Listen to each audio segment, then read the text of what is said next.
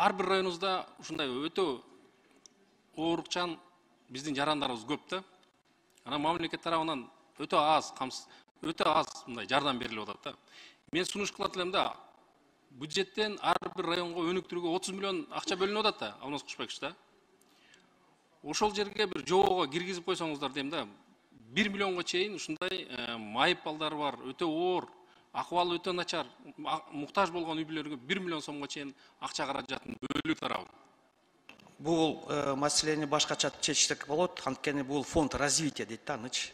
Аны аралаштырбай эле ошо фонд развития калтырайлы, бирок сиз көтөргөн маселени башкача деле чечсе болот, анткени райондой резервный фонддор бар, акимдердинчи, ошо эсебинен карап берсек болот да.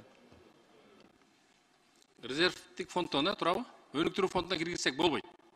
Анда өнүктүрүү фонду эмес, анда уже бир башкача болот. Бактыргеш, анда жогорудагы эле баягы Кызыл Үңкүрдөгү 8 километр жана туризмди колдоо иретинде баланска алынабы, ушул маселени дагы айтып койсоңуз. Биз ал баланска алынбайт, бирок биз азыр жобону иштеп чыгабыз.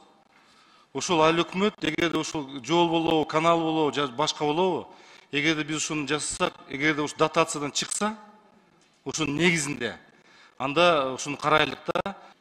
Эми аны Кызыл Үңкүр боюнча өзүңүз жакшы билесиз да. Анан трансформация боюнча жогоруда коллегам айтып кетти да. Базар Коргон районунда билесиз да, 4 айыл өкмөт Токой Чарба карамагында жашашат да. Мына жерлер үй салууга бүттү, берилип бүттү. Эми кандай кылып чечебиз, Бактыргеш? Минсельхоз жооп берет го. Айыл чарба өндүрүшүнөбү? Жок, үй салуу боюнча. Трансформация. Жок, ал үйлөр салынып турат. Ошол амнистия мыйзамына ылайык аларды мыйзамдаштырып берип атпайбызбы? Жок, мыйзамдаштырып берип атасыз. Кийинкилерине кандай кылабыз? Кезекте тургандарга деп атам. Бактыргеш, сиз түшүнүп турасыз го? Сиз ушу Токой фондунан ушу элге ушу жерди бериш керек деп атасыз да. Эгерде башка жактан дагы тапсак болот. Ушундой деп атасыз да. Да.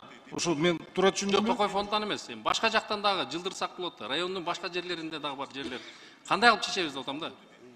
Эми азыр мен так сизге жооп бере албайм. Азыр бул мындай жаңы мындай суроо болуп атат да. Биз жанакыл под ИЖС жерлерди берип атпайбызбы? Айылдарга 10доп, 20лап гектар жер берип атабыз. Ошол жерден келип жер алышсын, чек алышсын, салышсын. Эми Токой фондунун жеринен бере албайбыз. Мындан ары карай берүү мүмкүн эмес. Туура, бере албайсыздар. Ылдый жакадагы айылдардан, айыл өкмөттүн территориясынан берели. Ал жерге келген документтердин дээрлик бирөөнө дагы отказ бербей трансформация кылып берип атабыз азыр. Айбек Алтынбекович, азыр мындай кылайлычы, азыр ой келип атат. Жараксыз жерлерди көрүп чыгайлычы. Ошо жараксыз жерлер кимдин балансында, кимдин балансын тактап, анан кийин ошол маселени ушуну карап көрүш керек болуп атат. Жараксыз жерлерди. Ошону карап инвентаризация жасап, анан карап чыгайлык аны. Бир өзүнчө бир стратегия кылайлычы аны боюнча. Жооп берсеңиз, жооп берип коюңуздар кат жүзүндө.